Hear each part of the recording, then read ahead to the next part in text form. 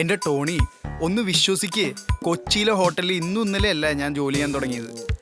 എടാ നിന്റെ ഹോട്ടലിലെ എക്സ്പീരിയൻസിനെ കുറിച്ച് ഞാൻ വല്ലതും പറഞ്ഞോ?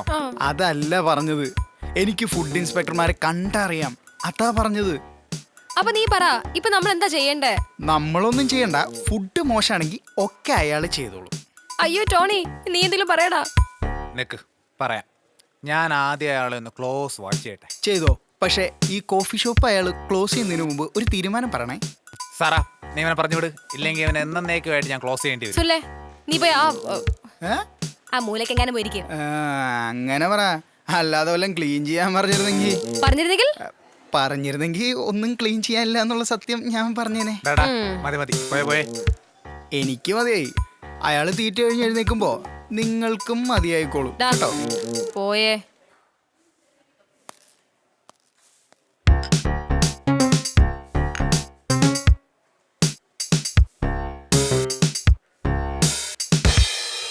എടാ, അയാൾ എന്തോ കുറ്റം കണ്ടുപിടിച്ച് എഴുതുവാ. വല്ല ഉപ്പ് കുറവാന്നോ മധുരം കുറവാന്നോ മറ്റോ ആയിരിക്കും.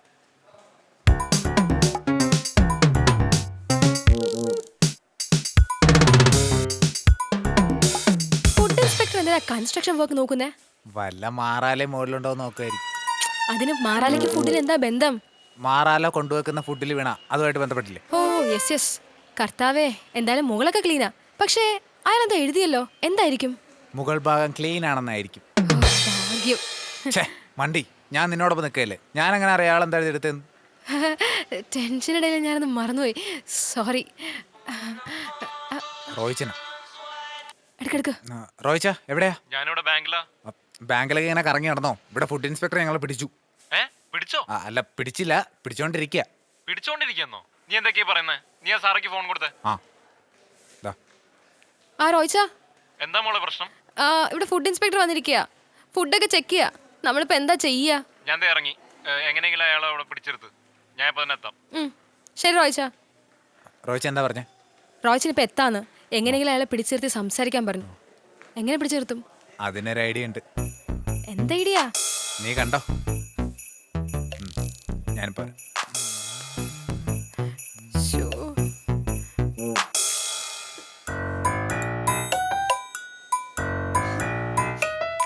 ഒരു സത്യം പറയട്ടെ. വേണ്ട, പറയുന്ന സത്യമാണെങ്കിൽ പറഞ്ഞാൽ മതി. നിന്റെ ഈ കഴിപ്പ് കണ്ടാണ്ടല്ലോ, ആൾക്കാർ ഒരാഴ്ചത്തേക്ക് നീ ഭക്ഷണം കണ്ടിട്ടില്ല എന്നേ കരുതൂ. ആൾക്കാരല്ലേ, അവരെങ്ങനെ പലതും പറയും, അതിനെനിക്കൊന്നുമില്ല. നിനക്ക് ഈ ഫോക്ക് നൈഫ് ഉപയോഗിച്ച് കഴിക്കാൻ അറിയാത്ത കൊണ്ട് ഇങ്ങനെ വെളിച്ചു വാരി കയറ്റുന്ന ആൾക്കാർക്ക് അറിയില്ലല്ലോ. നിന്നോട് ഞാൻ മലയാളത്തിലല്ലേ പറഞ്ഞേ, ഈ കുന്തവും കോപ്പൊന്നും ഉപയോഗിക്കാൻ അറിയാഞ്ഞിട്ടല്ലെന്ന്. അത് ശരി, എന്നാ പിന്നെ ഇതുകൊണ്ട് നീ കഴിച്ചു കാണിക്ക. ഇല്ല, ഞാനത് ചെയ്യാൻ വേണ്ടി നീ എന്തൊക്കെ പറഞ്ഞാലും ഞാനത് ചെയ്യില്ല. കാരണം ഇംഗ്ലീഷുകാരെ കീഴിൽ കിടന്നപ്പോൾ വരെ ഇന്ത്യക്കാരെ അവർ പറഞ്ഞു കേട്ടിട്ടില്ല. പിന്നല്ലേ മംഗ്ലീഷുകാരിയെ പാർവതി പറഞ്ഞാല്. ടോണി പറഞ്ഞത് ശരിയാ, നീ വെറും നാടനാ. ശരിയാ, നാടനാ. പക്ഷെ പൂർവികര് പറഞ്ഞ അനുസരിച്ച് ഞാൻ ജീവിക്കൂ. You mean ഫോർഫാദേഴ്സ്? ഓ, അപ്പോഴേക്ക് ഇംഗ്ലീഷ്.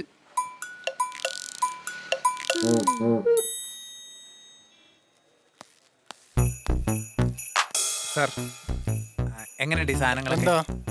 അല്ല ഈ സ്നാക്സും ക്യാപ്ചിനയും കഴിച്ചു കഴിഞ്ഞ് ഒരഭിപ്രായം എന്തായാലും പറയണല്ലോ, പറയാം. അല്ല കഴിച്ചിട്ട് കുഴപ്പമൊന്നുമില്ലല്ലോ അല്ലേ? ഈ ഒരെണ്ണം കഴിച്ചിട്ട് കുഴപ്പമൊന്നുമില്ല. അല്ല ഈ ബാക്കി രണ്ടെണ്ണം കൂടി കഴിച്ചിട്ട് അഭിപ്രായം പെട്ടെന്ന് പറഞ്ഞിരുന്നെങ്കിൽ. അതെന്താ, ഇത് പഴയത് വല്ലതാണോ? അയ്യോ, അതെന്താ അങ്ങനെ ചോദിക്കുന്നത്? നിങ്ങളെങ്ങനെ ചോദിച്ചത് കൊണ്ട് ചോദിച്ചു പോയതാ. എന്താ സാർ പ്രശ്നം? നിങ്ങൾ ആരാ? ഞാൻ റോയ്, ഈ കോഫി ഷോപ്പിന്റെ ഓണറാ. മിസ്റ്റർ റോയ്, നിങ്ങൾ എങ്ങനെയാണോ ഒരു കസ്റ്റമറിനെ ഡീൽ ചെയ്യുന്നത്? അല്ല സാർ, ട്രീറ്റ് വേണമെങ്കിൽ ഇനിയും ചെയ്യാം. ദയവേത് സാർ ഇതൊരു ഇഷ്യൂ ആക്കരുത്. എന്ത് ഇഷ്യൂ ആക്കാൻ? നിങ്ങൾ എന്തോ ഈ പറയുന്നത്? സാർ, മറ്റ് ഷോപ്പുകളെ വെച്ച് നോക്കുമ്പോൾ വളരെ നല്ല സർവീസാണ് ഞങ്ങൾ പ്രൊവൈഡ് ചെയ്യുന്നത്. പിന്നെ സാറ് നേരിട്ട് വന്ന് കാര്യങ്ങൾ വിലയിരുത്തുമെന്ന് പറഞ്ഞപ്പോൾ എന്താണെന്ന് ചോദിച്ചു എന്ന് മാത്രം. എന്ത് പ്രോബ്ലം ഉണ്ടെങ്കിലും പറഞ്ഞോളൂ സാർ. ഇയാൾ ആരാ? എടോ, താൻ തന്നെയാ പ്രശ്നം. ഇയാൾ വന്നിട്ട് സ്നാക്സ് എങ്ങനെയുണ്ട്, കഴിച്ചിട്ട് വല്ല ബുദ്ധിമുട്ടുണ്ടോ എന്നൊക്കെ ചോദിച്ചാൽ മനുഷ്യൻ പേടിക്കത്തില്ലേ? അല്ല, സത്യത്തിൽ സ്നാക്സിന് വല്ല കുഴപ്പമുണ്ടോ സാർ? സ്നാക്സിനല്ല കുഴപ്പം, ഇവിടെയുള്ളവരൊക്കെ കുഴപ്പം. ഞാൻ വല്ലതും പറഞ്ഞോ? ഇല്ലല്ലോ.